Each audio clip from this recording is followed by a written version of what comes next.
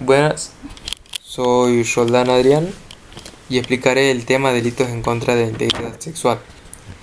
El bien jurídico protegido es la integridad sexual, que la legitima la anterior.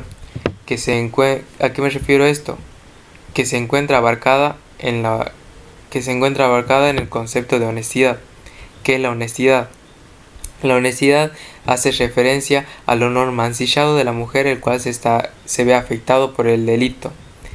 Esto era antes, ya que si la mujer llegaba a dejar de ser honesta, pasaba a ser doblemente víctima, no solamente del atacante, sino también de la sociedad, ya que esto sobre todo se hacía referencia al honor y al nombre del dueño de la mujer, entre comillas, que podría ser el padre, el marido, etc.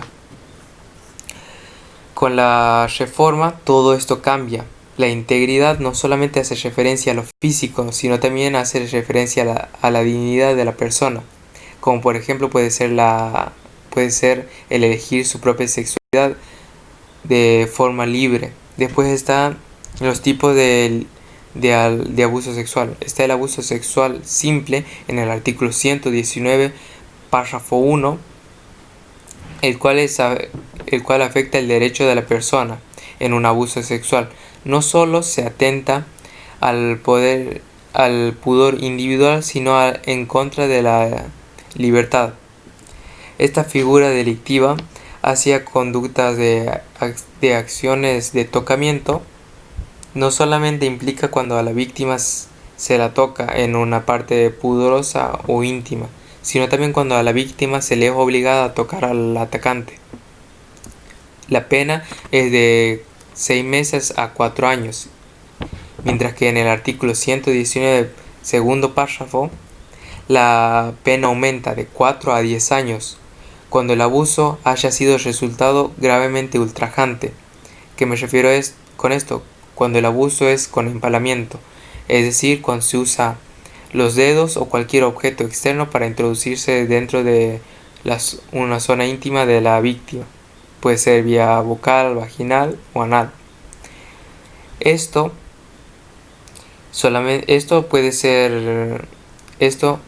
el atacante puede ser varón o puede ser mujer, mientras que la víctima también puede ser varón o puede ser mujer. ¿Por qué hago énfasis en esto? Ya que en el abuso sexual con acceso carnal, esto cambia. Aquí el atacante solamente puede ser hombre y la pena va de 6 a 15 años cuando hay abuso sexual con acceso carnal por vía anal, vaginal o vocal. El sujeto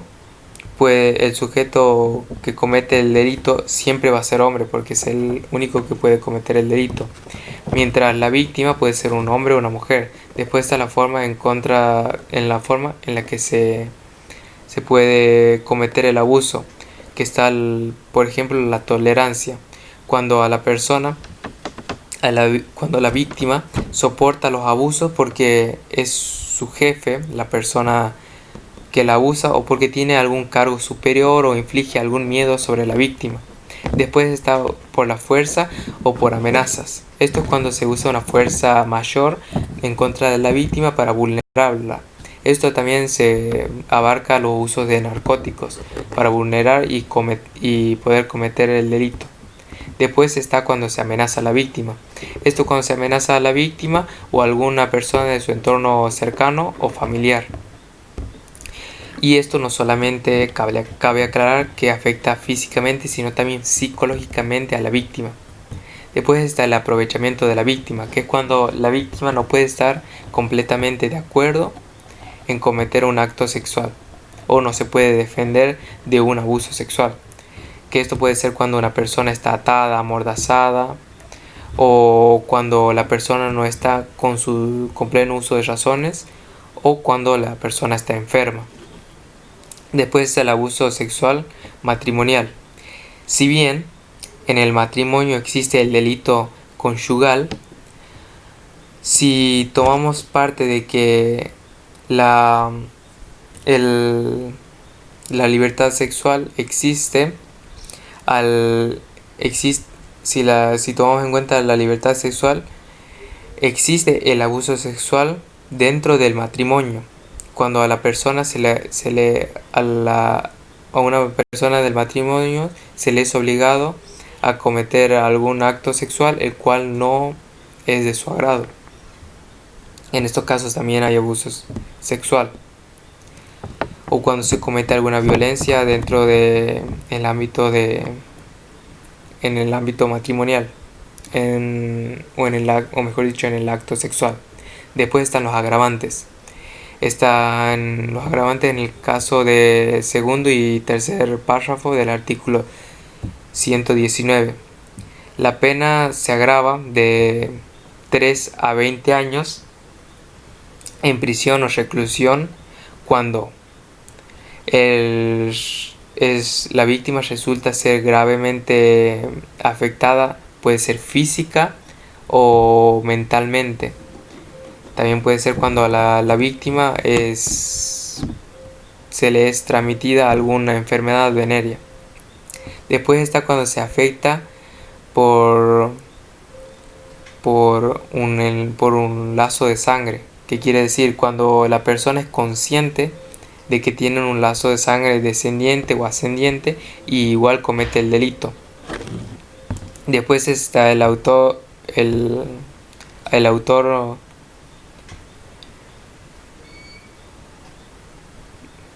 después también está el hecho cuando